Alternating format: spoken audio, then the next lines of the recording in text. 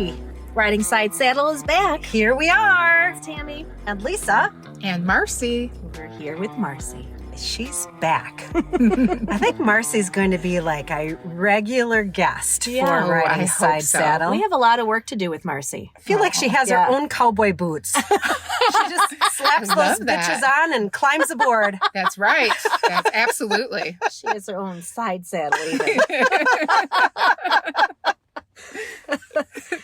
So we're back to talk about all sorts of things. Season 3 has started. That's right. Yeah. So we talked a little bit last week about all of the things we've got coming up, and we said we'd be having more Enneagram talk. A little bit different, same subject, but a different angle with somebody new. And that new person is Marcy. That's right. Yeah. That's right. Yeah, excited. We also talked about perimenopause with Pam. We did. And Pam gave a little bit of insight. She kind of connected to some of the content that we had shared in season 1, where she talked a bit about Stars for Everyone is what it was called. Yeah. Talked about the traditional hormone cycle of a typical, feminine monthly cycle. We talked about postpartum and how that changes for women. And then in season 3, she came back to talk about perimenopause. Right. And we're going to talk a little bit more about that tonight. Not in a so much of a I guess scientific way that Pam does. This is more it's really just girl talk. Experiential. Kind of, that it. Yeah. 3 women who are in perimenopause or we are in the perimenopause ditch. The canyon. Yes, the canyon. The dry canyon. Or maybe just a little trickle. Going through the canyon. Yeah. Good Lord. Thank goodness we have those boots on. For the cowboy boots? Yeah, for the canyon. Well, right. Calluses. Yeah. Just saying. In that dry canyon. Don't set me up like that. I'll just go totally wrong. It was just too easy. Just too easy. So I'm 49. Tammy. I'm 52.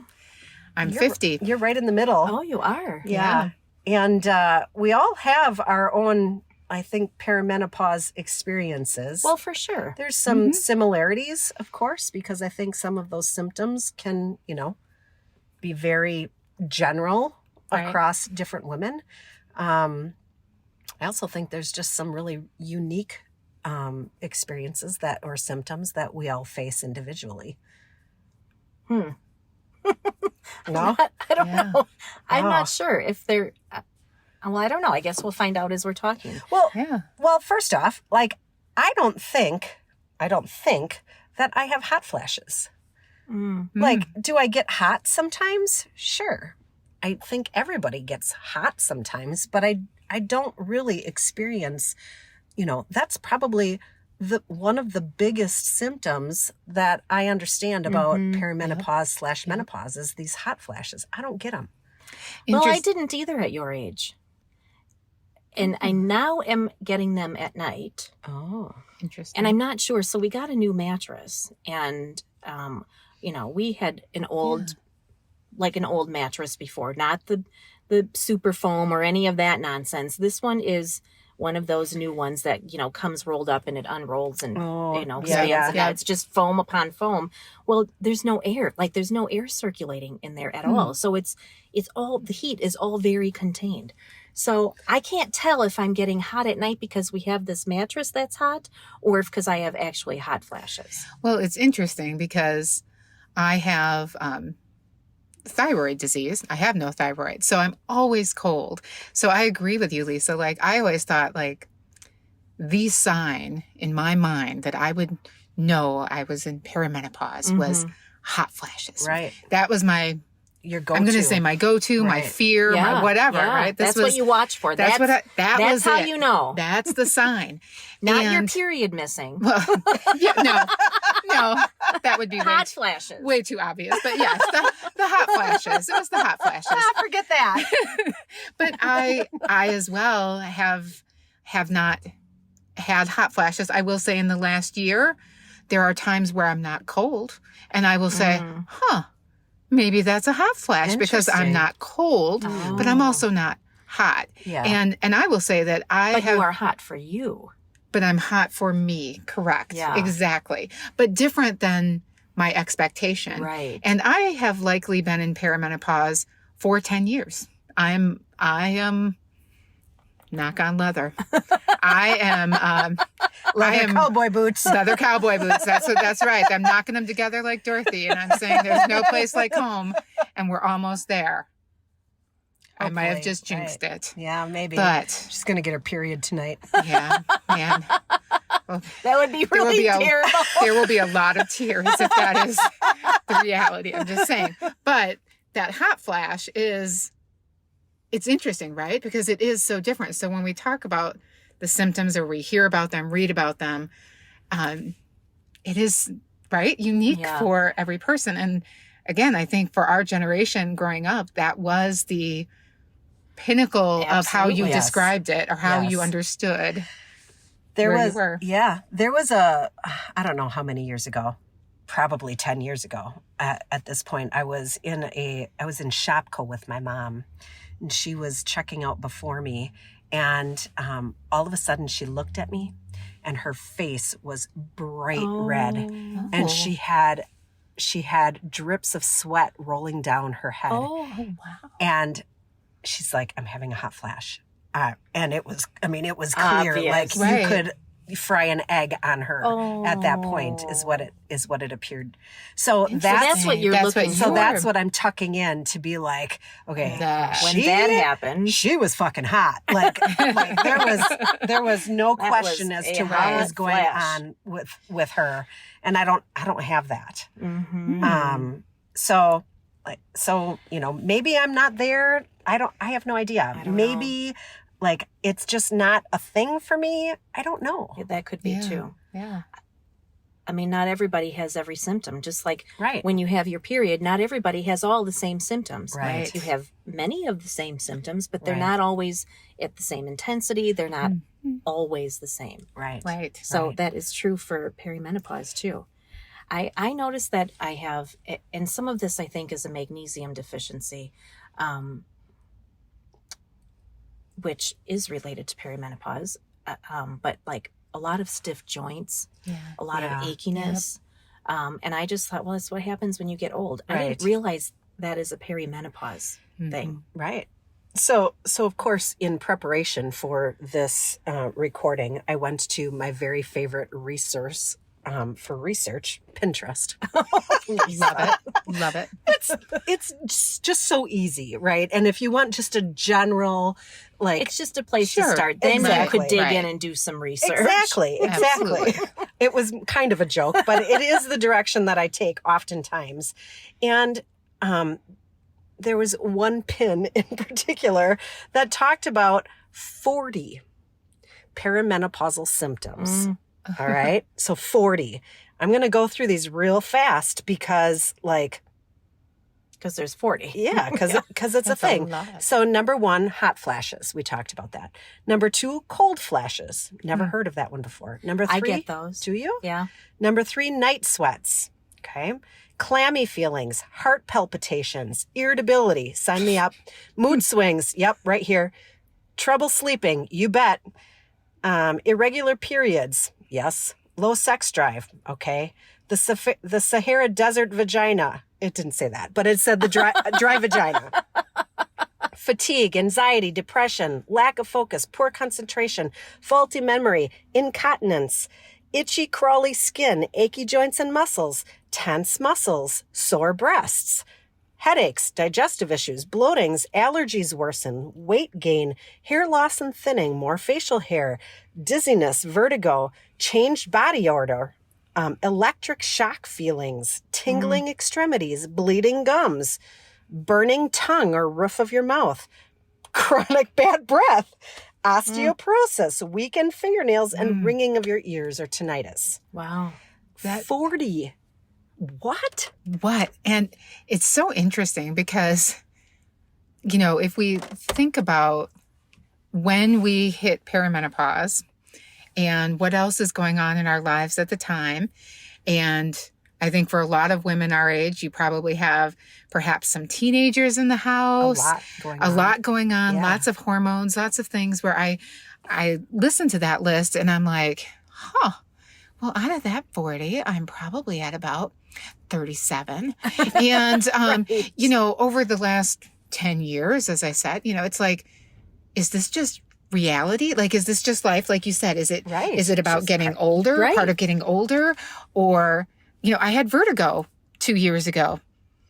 I had no idea why. Maybe that's why. Right. Right. And Right. like, it was I've had bouts of vertigo. yeah, the And strangest it came thing. out of nowhere. Strangest thing. Right. Yeah. And, you know, the fatigue, you know, I'm going to say hair Brain loss from fog. stress, the brain Sure. fog. Is it because, well, I'm not getting a lot of sleep. I'm dealing a lot of family things are changing and the dynamics and everything around that. You know, More pressure at your job. more pressure at Right. the job because Yeah. of where you're at and all of those, Yeah. that just compounds. And it's like, gosh, didn't even know that. Now I know. Maybe it was all perimenopause. And or the flip Or- side of that is like, you know, does everything just Right. get attributed to perimenopause because they don't know what else to say? Mm. Do you know what I'm Right. saying? Like, Exactly. like are they oversimplifying or over making it overly complex? Yeah. I don't know the answer to that, Me but either. What a that's list. a lot. That's a list. That is a lot. It also makes Yeah. me wonder. So I remember, and I mean, this is not on the list, but I do remember a number of years ago feeling like I am especially exhausted when I'm ovulating. Yeah. Mm. My body must be under so much stress all of the time that one extra thing makes me want to lay down flat for a week. Like it wears me out completely. I don't have enough reserves to manage that little bit of extra stress. So if you are in a constant state of stress because of all of these other environmental things, Right. and then your body starts doing things different, you don't have the reserves Mm. for your body to manage that properly. Now you are having extreme symptoms Right. or lots of symptoms, 37 out of 40 symptoms, because your body isn't able to manage Right. any of that extra stress. Right. Right. I have never been able to tell when I ovulated. So, you know, that's a completely separate thing. But I too have, even to this day, like the day before my period or like a couple of days before my period, I am fucking exhausted. Like I Mhm. cannot function exhausted. And I feel like that's gotten a lot worse. And it's been that way throughout your life. Yeah, for the I mean, most part. for the most part. But I think that, you know, in the last 10 years, Yeah. it's probably gotten a lot worse than it had in, you know, when I was younger. Yeah. Yeah, absolutely. I would agree with that. So there comes a point in time where it just dumps and says, nope, you're done. Yeah. It's interesting because throughout, you know, since puberty, I was Your first puberty? my first puberty. Okay. That's right. Not the second one, but the first The one. second one isn't nearly as fun. No, but that first one, you know, since from there till I got to the second one, you know, I did not have bad periods. I was blessed. I was very consistent. I could tell, I never had to keep track because I always could just tell in my body, like, okay, 2 days from now, boom, you know, Tuesdays. Yep. There you go. And, very, very consistent. So when I got to the point of starting the perimenopause, it got terrible. It was terrible. It was still pretty consistent time-wise, but painful, painful, like nothing I had ever experienced before in my life. And at that point, definitely took me down for days. Yeah. Mhm. You know, but I had not had that before. So that was something that was very distinctly different for me. I have heard, and I don't know if this is true, and I don't know how you can even measure it to know if it's true, but period cramps are as painful as having a heart attack. Well, I haven't had a heart attack. Right. That's what I mean. So- I don't know how you measure Right. that. I But, don't have a comparison. but I heard that somewhere. My, so I have had the opposite of experience. Like Mm. my first period ever, I was super excited for, and I was like, oh, this is easy breezy, fantastic. And then reality set in after that. And Yeah. I have had like horrific periods my whole life, really. They got better, I guess, or more manageable after I had children. But like when I was a teenager and even like in perimenopause, like in the first 2 days of my period, I could not eat. I would have like horrible diarrhea. I would vomit. I would like have From the cramps pain. doubling over. yeah. Yeah. Like I for remember 2 going solid home days. from school crying, high school. Yeah. Mom, you Yeah. have to come and get me. And I hate to admit that I was one of those girls who did not understand when there were other, yeah. you know, and I'm not saying that I doubted them, Yeah. but I could wasn't not, your experience. it Right. wasn't my experience and I Right. could not understand, but Yeah. I did eventually. Yeah. It It caught up with me. Your luck ran out. My luck ran out. Saving Very it up. true. Yes. Yes. Yeah. So, I mean, Interesting. I can imagine that knowing what I know about period cramps, like they're horrible. They are. Like you horrible. can't stand sometimes. You No. can't physically stand because the pain is radiating down your legs so Right. bad. Right? Right. Yeah. And well, this launches me off into a whole new topic, but like, you know, my daughters experienced really painful periods as well. And, you know, as they're navigating through high school and trying to manage a period while you are managing your high school life and teachers won't let you go to the bathroom or like that's Right. a real problem. Yeah. It's It a real is. problem. I've had to have conversations with vice principals Oh, gosh. about Oh, saying, wow. you know, I don't know, she's a girl. You can't tell her she can't go to the bathroom. Right. Like I Right. was in high school and bled through my clothes in high school. Oh. Like I'm not going to set my kid up for experiencing that. That was mortifying. Like no. I don't know. She has a vagina. Let her go to the bathroom. Right. Yeah. Well, there are things I want to say about that, but I'm just going to let it go. we're I mean, talking like- about perimenopause. I that know. was a little bit Yeah, of a yes. side It conversation. was. Yeah, that's Just going to Lisa launch me venting. into a whole different atmosphere. I'm going to let that go. Yeah. I don't know. I mean, my periods they were horrible when I was younger, and then after kids they weren't really that terrible, but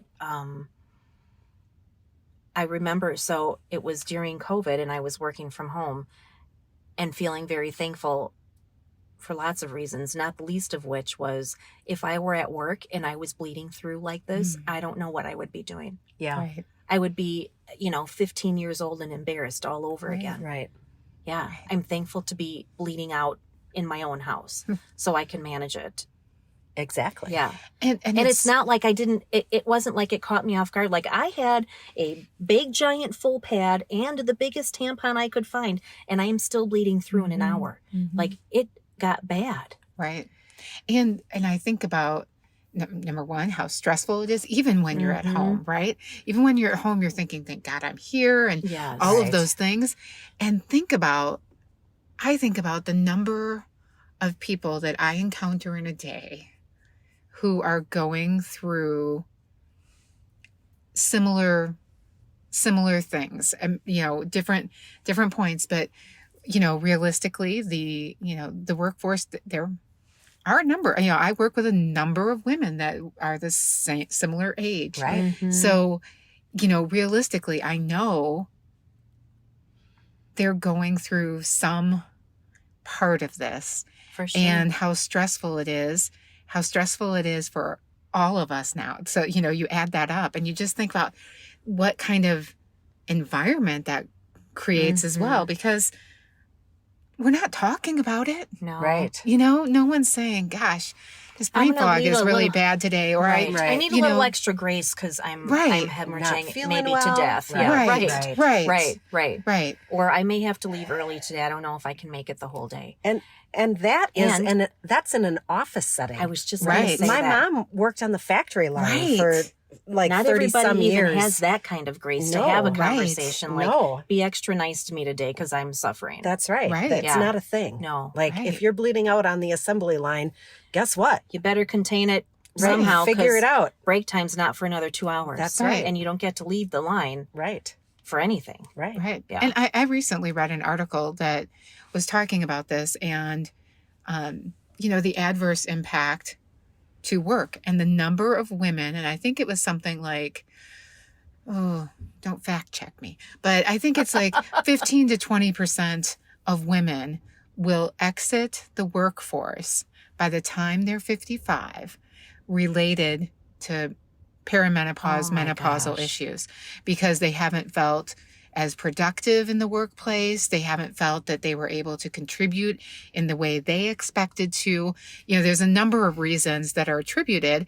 And that again is, from an office worker perspective, but now you add into that individuals who, like you said, are on the line, they're on the factory floor, they're in retail or a situation that they don't have some of those options for grace. And so they feel the only way to manage it is to exit the workforce. Right. Right.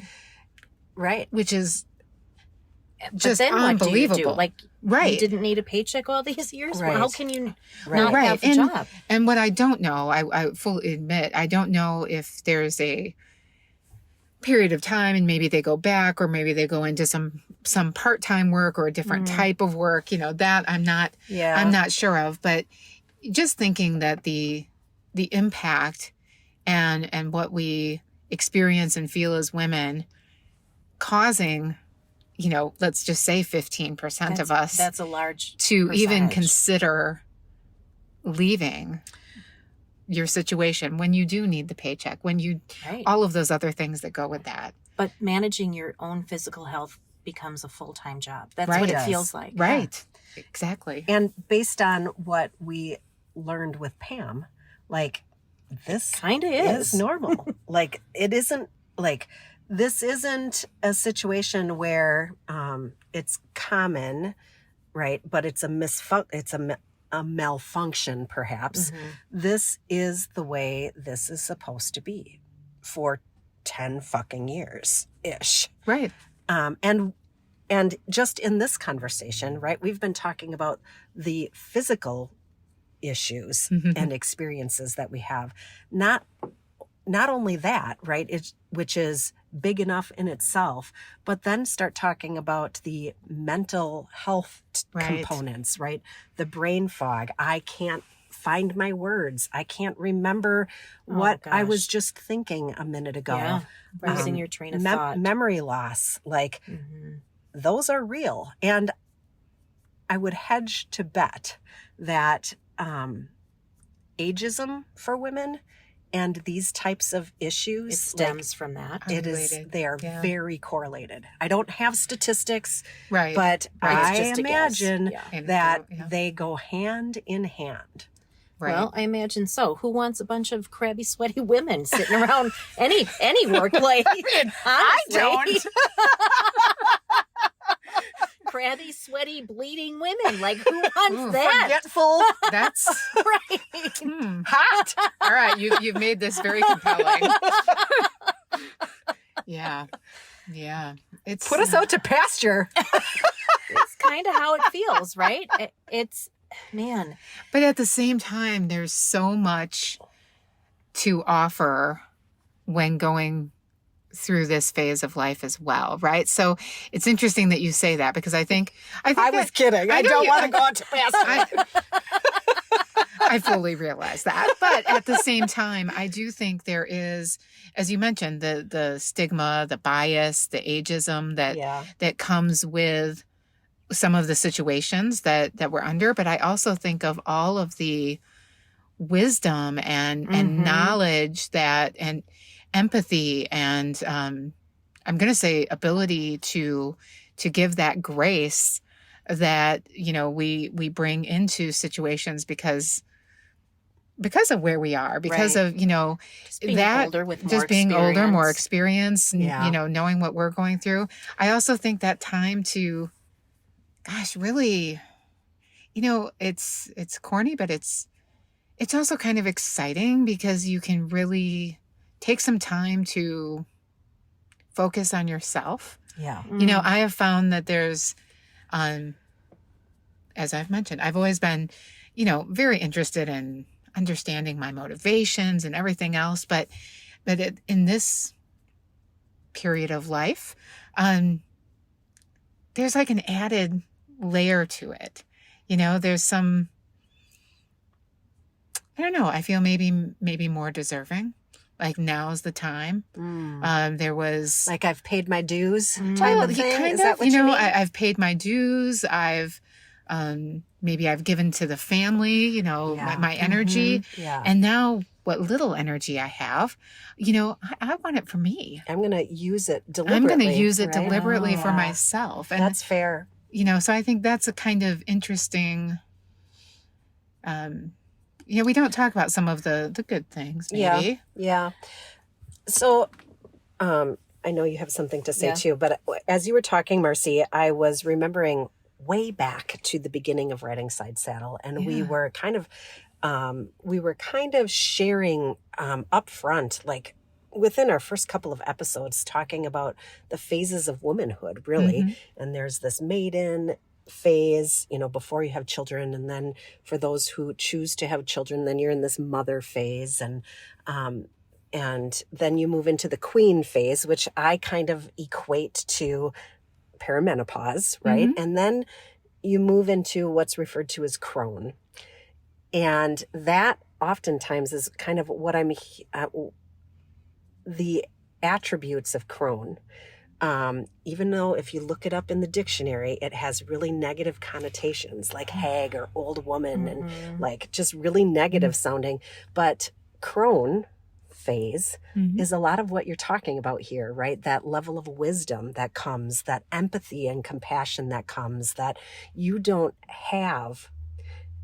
couldn't possibly have in the phases of womanhood prior to that, because you just can't. It's not possible until you have those experiences and move into that place of crone. Right. And it's, in my mind, and, depending as to where you read and you research, Pinterest or not, that's up to you. But, there is a high level of respect for that crone phase. It isn't an old hag, like an old witch type of concept. It's like one of respect, one of experience that, that younger women can draw from. That's interesting. And I guess I'm curious, is that cultural? Yes. Because I can see that, when I think about some of the cultures that I'm familiar with, and when I think about the culture we live in, I don't necessarily feel that. Right. I feel more the Webster put out to pasture, to pasture Webster dictionary kind of definition. I agree. Which is unfortunate. Really it is unfortunate. I think that that leads to masking. So we don't want to let people know what phase we're in. So we cover it. Yeah. We hide it. We mask it. We come up with tools and things, to mask.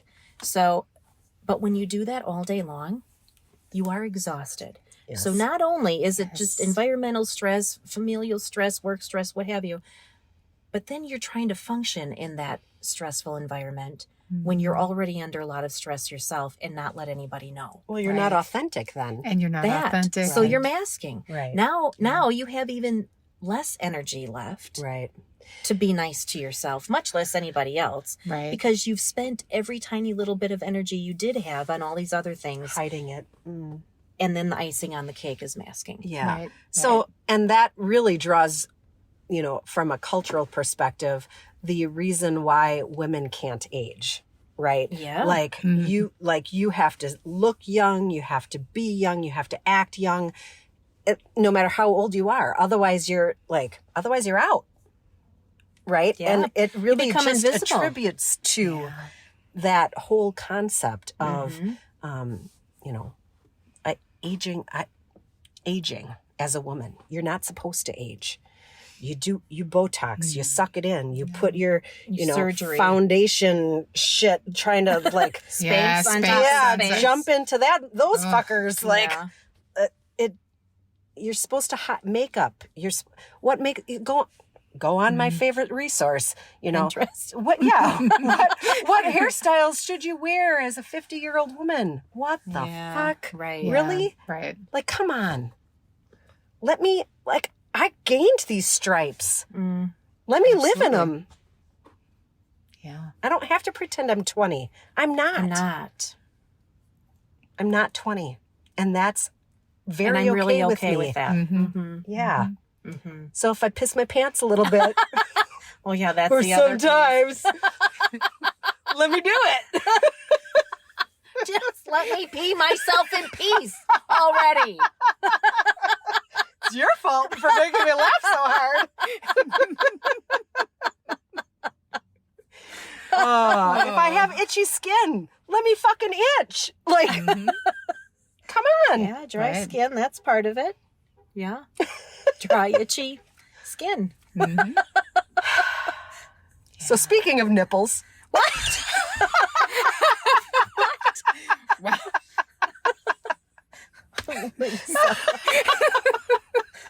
so I have to say this. I did that deliberately because I have had this conversation with Tammy before, and I've been scouring my Pinterest resource to try to find this particular symptom.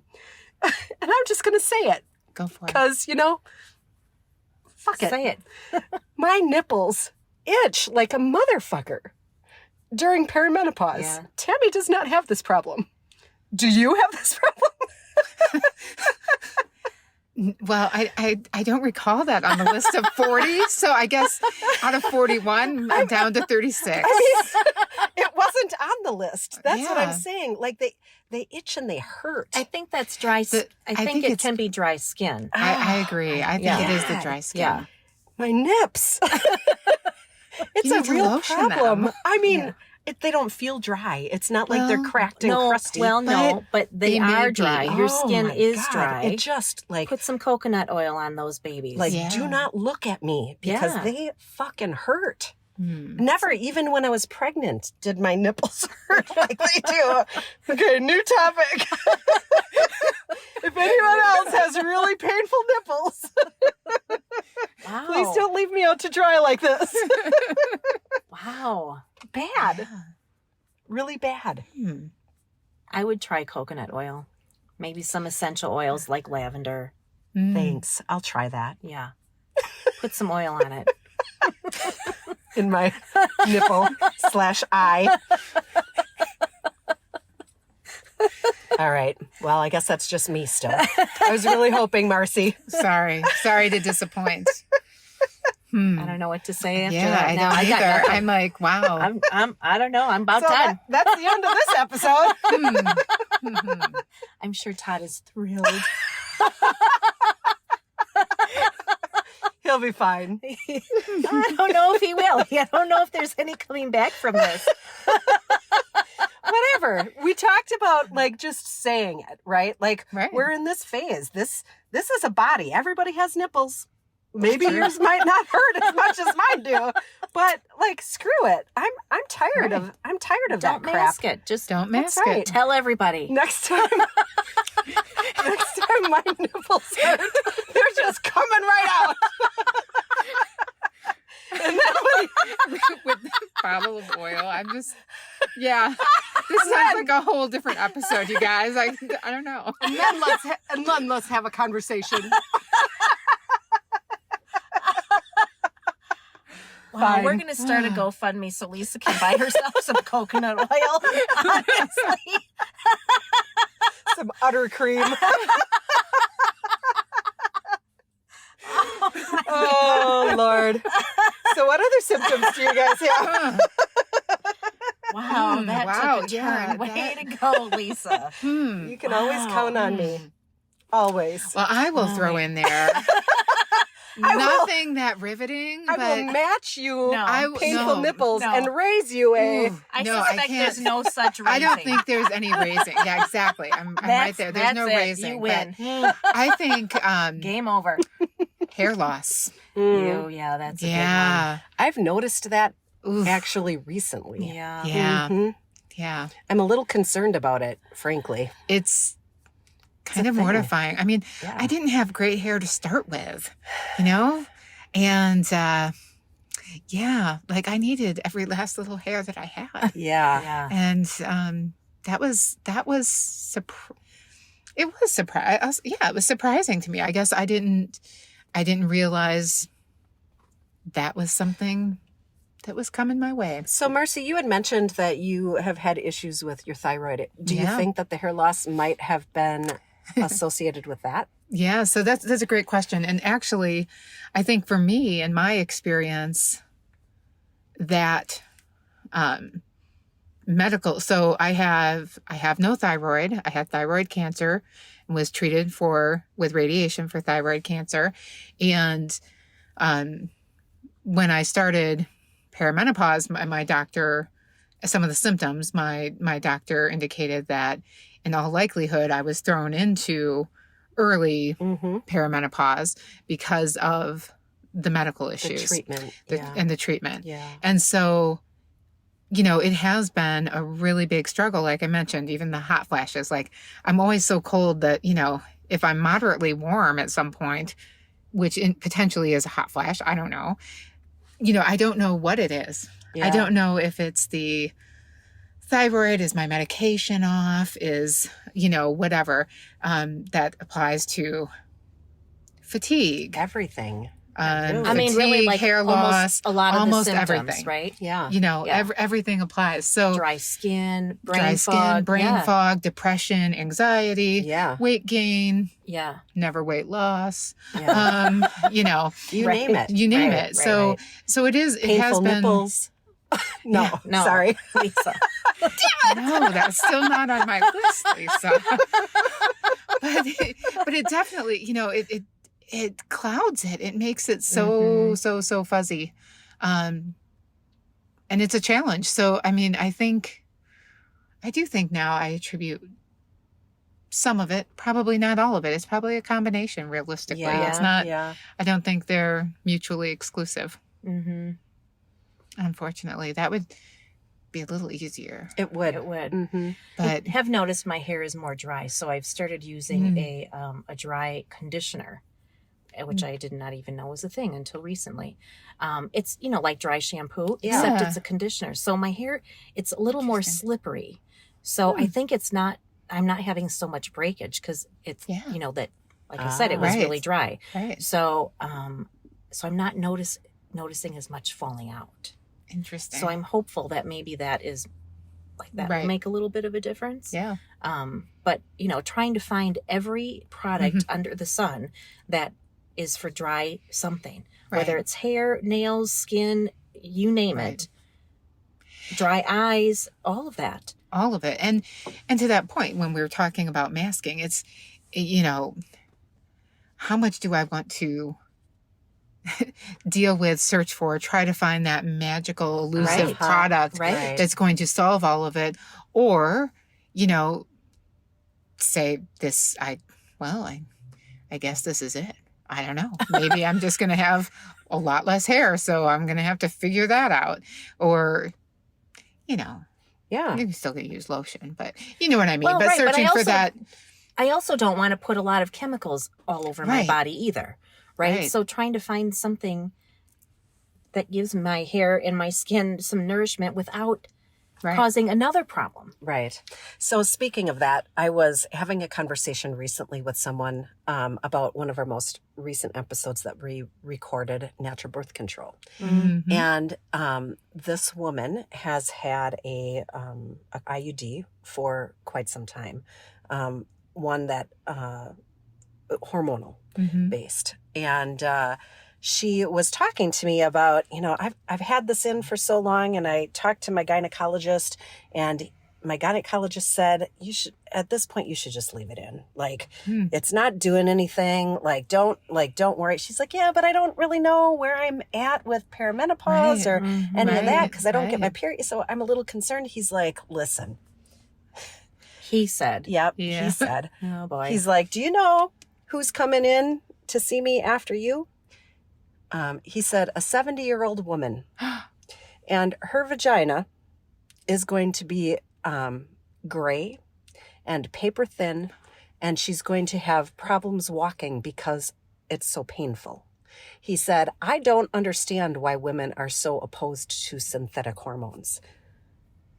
And he convinced her, based off of that conversation, that, not maybe convinced her, but like, set the stage to say, I don't know what you're bitching about. Like, just do the synthetic hormones, because otherwise you're going to be shit out of luck. Like, you're not going to be able to walk. You're not going to be able to function as an older woman. And like, until she comes to his office with breast cancer, and he immediately takes that hormone away, because there are studies linking those two things. That is very frustrating. It really unnerved me that a gynecologist was like so firmly like connected to synthetic hormones that this is just the way this needs to be as a woman, as part of your natural aging process. Like, that's a bunch of shit. You can't say synthetic and natural in the same sentence, Lisa. Can't. They don't make sense together. That is so unnerving, because that's not logical. Correct. And this was just like, well, if you don't want, this vagina that is like atrophied, basically like a Chinese lantern that went through a tornado, like, if that's not what you want, then you should probably just do these synthetic hormones and be happy with it. Something's wrong with that. Something sentiment. is very wrong with that. So, gosh, I have so many questions, really.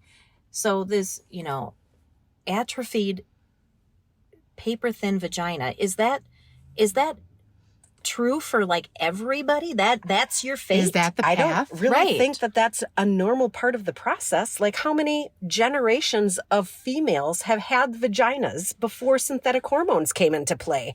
And not all of them were carrying their vagina around in a hammock after they're 65 years old. Right?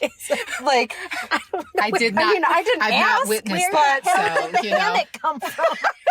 It should be part of the package if that's what's required.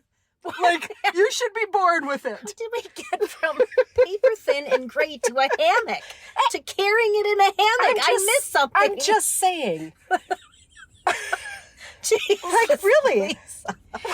I think it's such a grieve. I don't want, I guess, my perspective, and I will share that as I mentioned, like, my periods got so much worse. I did go through ablation to help, and it did help. And but then it was bad again, and to the point, you mentioned like the relationship between that type of pain and heart attack, and I have not had a heart attack either, so I can't exactly say that, but I will say that for me it was to the point of like giving birth. Yeah. Like that's what it was to me. Yes. Is I felt like there was a specific time where I was like, I think there was no way that this was true, but I'm like, I think I just had I'm having labor pains. Yeah, I'm having a miscarriage, right. and there was no way that was possible. So over a number of years, I talked with my physician, and we talked about the options, and I didn't do anything for a long time. And, one of the things we talked about was hysterectomy, which I was not interested in. And, eventually I did for a year and a half, possibly 2 years. I can't even remember at this point. It's the brain fog. But I did Depo-Provera to help reduce to manage the pain. Yeah. And so, I think for every woman, as we've talked about, right, there are different options and options that are going to be the right one for someone else. But for a medical professional, that's just unfortunate. I mean, it's so unfortunate and so frustrating. It is so frustrating that that's the message that women are being told. Well, and it really makes me wonder, right? It makes like, okay, so this is what your belief is based off of the number of 70-year-old women that you've seen, maybe, perhaps, right? So So what has happened through that woman's lifetime that has caused her to be in this state? So that's what Right. I was getting at. Like, is that really something that is true? Like, that just happens to all women? It's part of the natural process? Yeah, I doubt that. Or I don't think so. Or was there something besides a lack of estrogen Right. that brought her there? Right. I I feel I like agree. your vagina's days should not run out before the rest of your body's does. Like, really. I completely agree. There's an expiration date of like 60 years old on your vagina, but you can live till you're 90. What? No.